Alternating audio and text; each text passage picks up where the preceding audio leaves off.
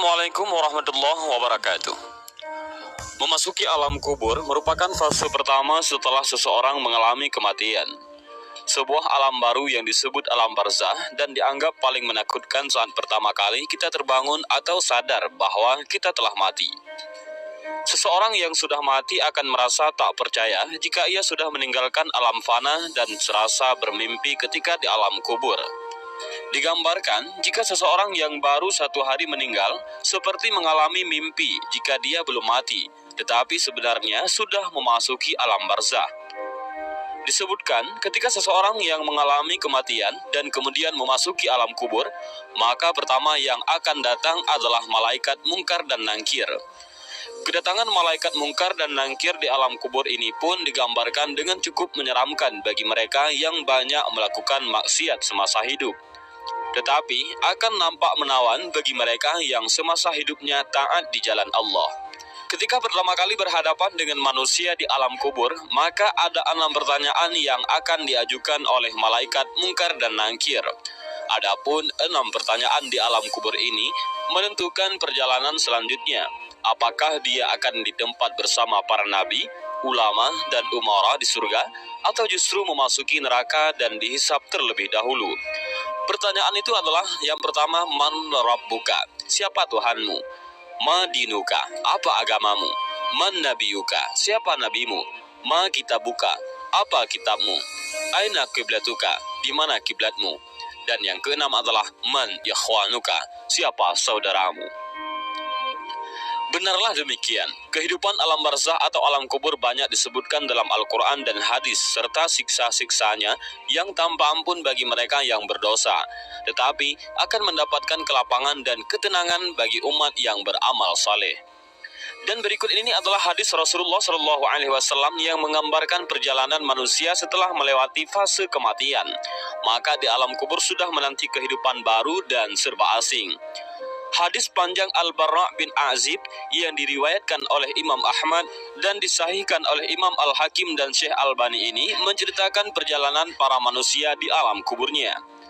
Suatu hari kami mengantarkan jenazah salah seorang sahabat Nabi Shallallahu Alaihi Wasallam dari golongan Ansar. Sesampainya di perkuburan, liang lahat masih digali. Maka Rasulullah Shallallahu Alaihi Wasallam pun duduk ataupun menanti, dan kami juga pun duduk terdiam di sekitarnya, seakan-akan di atas kepala kami ada burung gagak yang hinggap. Rasulullah Shallallahu Alaihi Wasallam memainkan sepotong dahan di tangannya ke tanah, lalu beliau mengangkat kepalanya seraya bersabda, "Mohonlah perlindungan kepada Allah dari azab kubur." Beliau ulangi perintah ini 2 atau 3 kali. Kemudian beliau Shallallahu Alaihi Wasallam bersabda, "Seandainya seorang yang beriman sudah tidak lagi menginginkan dunia dan telah mengharapkan akhirat ataupun sakratul maut, turunlah dari langit para malaikat yang bermuka cerah secerah sinar matahari. Mereka membawa kain kafan dan wangi-wangian dari surga, lalu duduk di sekeliling mukmin tersebut sejauh mata memandang. Setelah itu, turunlah malaikat pencabut nyawa dan mengambil posisi di arah kepala mukmin tersebut. Malaikat pencabut nyawa itu berkata, 'Wahai nyawa yang mulia, keluarlah engkau untuk menjemput ampunan Allah dan keridhaannya.'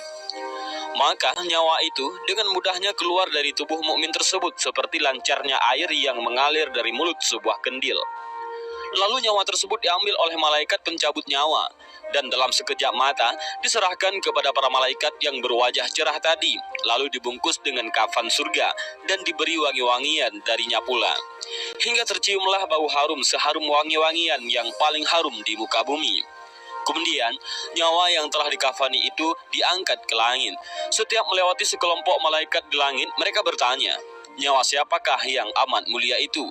'Ini adalah nyawa Fulan bin Fulan,' jawab para malaikat yang mengawalnya dengan menyebutkan namanya yang terbaik ketika di dunia. Sesampainya di langit dunia, mereka meminta izin untuk memasukinya, lalu diizinkan. Maka seluruh malaikat yang ada di langit itu ikut mengantarnya menuju langit berikutnya, hingga mereka sampai di langit ke-7. Di sanalah Allah berfirman, 'Tulislah nama hambaku ini dalam kitab Illiyin, lalu kembalikanlah ia ke jasadnya di bumi, karena dirinya lah aku ciptakan mereka, para manusia, dan kepadanya lah aku akan kembali, serta darinya lah mereka akan kubangkitkan.' Lalu nyawa tersebut dikembalikan ke jasadnya di dunia. Lantas datanglah dua orang malaikat yang memerintahkannya untuk duduk. Mereka berdua bertanya, "Siapakah Rabbmu?" "Rabbku adalah Allah," jawabnya. Mereka berdua kembali bertanya, "Apakah agamamu?" "Agamaku Islam," sahutnya. Mereka berdua bertanya lagi, "Siapakah orang yang telah diutus untuk kalian?" "Beliau adalah Rasulullah Shallallahu Alaihi Wasallam," jawabnya. "Dari mana engkau tahu?" tanya mereka berdua. "Aku membaca Al-Quran, lalu aku mengimaninya dan mempercayainya." Tiba-tiba terdengarlah suara dari langit yang menyeru, "Jawaban hambaku benar, maka hemparkanlah surga baginya. Berilah dia pakaian darinya, lalu bukakanlah pintu ke arahnya. Maka menghembuslah angin segar dan harumnya surga memasuki kuburannya. Lalu kuburannya diluaskan sepanjang mata memandang. Saat itu datanglah seorang pemuda asing yang amat tampan memakai pakaian yang sangat indah dan berbau harum sekali. Seraya berkata, "Bergembiralah, inilah hari yang telah dijanjikan dulu bagimu." Mukmin tadi bertanya, "Siapakah engkau?" "Wajahmu menandakan kebaikan." "Aku adalah amal salehmu," jawabnya. Si mukmin tadi pun berkata, "Wahai Rabbku, segerakanlah datangnya hari kiamat, karena aku ingin bertemu dengan keluarga dan hartaku." Adapun orang kafir, di saat dia dalam keadaan tidak mengharapkan akhirat dan masih menginginkan dunia, turunlah dari langit malaikat yang bermuka hitam sambil membawa kain mori kasar. Lalu mereka duduk di sekelilingnya. Saat itu turunlah malaikat pencabut nyawa dan duduk di arah kepalanya seraya berkata, "Wahai nyawa yang hina, keluarlah dan jemputlah kemurkaan dan kemarahan Allah." Maka nyawa orang kafir tadi berlarian di sekujur tubuhnya. Maka malaikat pencabut nyawa tadi mencabut nyawa tersebut dengan paksa, sebagaimana seseorang yang menarik besi beruji yang menempel di kapas basah. Begitu nyawa tersebut sudah berada di tangan malaikat pencabut nyawa, sekejap mata diambil oleh para malaikat bermuka hitam yang ada di sekelilingnya. Lalu nyawa tadi segera dibungkus dengan kain mori kasar. Tiba-tiba terciumlah bau busuk sebusuk bangkai yang paling busuk di muka bumi. Lalu nyawa tadi dibawa ke langit. Setiap mereka melewati segerombolan malaikat, mereka selalu ditanya, "Nyawa siapakah yang amat hina ini?" "Ini adalah nyawa Fulan bin Fulan," jawab mereka dengan namanya yang terburuk ketika di dunia. Sesampainya di langit dunia, mereka minta izin untuk memasukinya, namun tidak diizinkan. Rasulullah Shallallahu Alaihi Wasallam membacakan firman Allah Subhanahu Wa Taala, "Tidak akan dibukakan bagi mereka, orang-orang kafir, pintu-pintu langit, dan mereka tidak akan masuk surga, sampai seandainya unta bisa memasuki lubang jarum sekalipun." Al-Quran Surah Al-A'raf ayat 40. Saat itu, Allah berfirman, "Tulislah namanya di dalam sijin di bawah bumi." Kemudian nyawa itu dicampakkan dengan hina. Rasulullah Shallallahu Alaihi Wasallam membacakan firman Allah Ta'ala, "Barang siapa mempersekutukan sesuatu dengan Allah, maka adalah ia seolah-olah jatuh dari langit, lalu disambar oleh burung, atau diterbangkan angin ke tempat yang jauh." Al-Quran Surah Al-Hajj ayat 31. Kemudian nyawa tadi dikembalikan ke jasadnya, hingga datanglah dua orang malaikat yang menundukkannya seraya bertanya, "Siapakah Rabbmu?" "Aku tidak tahu," jawabnya. Mereka berdua kembali bertanya, "Apakah agamamu?" "Aku tidak tahu," sahutnya.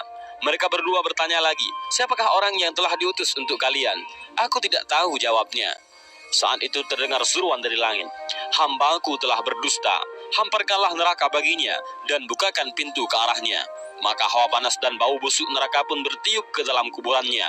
Lalu kuburannya dipres oleh Allah Subhanahu Wa Taala hingga tulang belulangnya pecah dan menancap satu sama lainnya. Tiba-tiba datanglah seorang yang bermuka amat buruk, memakai pakaian kotor dan berbau sangat busuk, seraya berkata, "Aku datang membawa kabar buruk untukmu. Hari ini adalah hari yang telah dijanjikan bagimu." Orang kafir itu seraya bertanya, "Siapakah engkau?" "Wajahmu menandakan kesialan." "Aku adalah dosa-dosamu," jawabnya. "Wahai Rabbku, janganlah engkau datangkan hari kiamat," suruh orang kafir tadi. Dan hadis panjang ini diriwayatkan oleh Ahmad dalam Al-Musnad dan disahihkan oleh Al-Hakim dalam Al-Mustadrak dan oleh Albani dalam kitab Ahkamul Janaiz. Dan itulah gambaran bagaimana kondisi seseorang yang sudah berada di alam kubur. Semua akan ditentukan lewat amal dan perbuatannya semasa hidup di dunia. Tentunya hal ini menjadi pelajaran bagi kita semua agar menjalankan perintah Allah dan menjauhi larangannya. Lantas bagaimana dan apa yang harus kita lakukan untuk menghadapi kematian? Maka perbanyaklah amal ibadah. Bahkan agar terbebas dari siksa alam kubur dan bisa menjawab 6 pertanyaan itu, selain menjalankan semua perintah Allah dan menjauhi segala larangan Allah, maka kita harus tetap memanjatkan doa. Dan ini adalah doa agar terlepas dari siksa alam kubur yang diajarkan oleh Rasulullah SAW, yaitu Allahumma inni a'udzubika min adzabil qabri wa min adzabin nar wa min fitnatil mahya wal mamati wa min fitnatil masiihid dajjal. Yang artinya adalah, ya Allah, aku berlindung kepadamu dari azab kubur, azab neraka, cobaan hidup dan mati, dan fitnah dajjal yang terhapus dari rahmat Allah. Dan inilah sedikit gambaran alam kubur, dan 6 pertanyaan di alam kubur yang menentukan seseorang muslim bebas dari siksa menuju akhirat. Mudah-mudahan video singkat ini bermanfaat. Wallahu a'lam bishawab. Assalamualaikum warahmatullahi wabarakatuh.